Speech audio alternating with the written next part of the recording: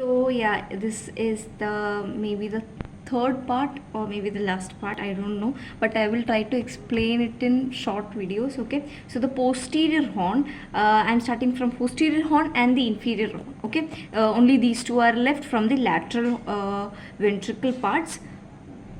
So the posterior horn, it is a quadrangular or diamond shaped horn which is going into the occipital lobe. Okay, now the roof, lateral wall and the floor is formed by tapetum. So as you can see, the roof, the lateral wall and the floor, it is formed by tapetum. Okay, roof, lateral wall and floor is formed by tapetum. I think you can see this diagram very clearly.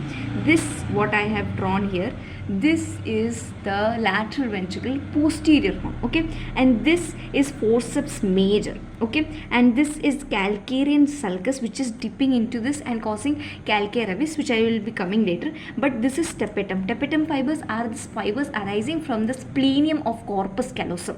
Okay, the splenium of the corpus callosum forms these tapetum, and this tapetum is covering the roof, lateral wall and floor of posterior horn. And then the medial wall is formed by two ridges. Okay, so these are the two ridges which are formed. Okay, one ridge and two ridge. As you can see, this is one of the ridge and this is the another ridge. The first ridge is formed by forceps major muscle, which and that ridge is called bulb of posterior horn, and the another ridge is formed by calcarean sulcus, and that ridge is called calcare abyss. So two ridges, upper, that is bulb of posterior horn, that is formed by forceps major, calcare abyss, which is formed by calcarean sulcus. Okay, and then comes the inferior horn. Inferior horn is the largest and the longest of the three horns, and then the area where, which I have already mentioned, the area where the posterior horn and the inferior horn meets, that area is called collateral trigone. Okay, I'm really sorry I have not drawn the diagram of inferior horn,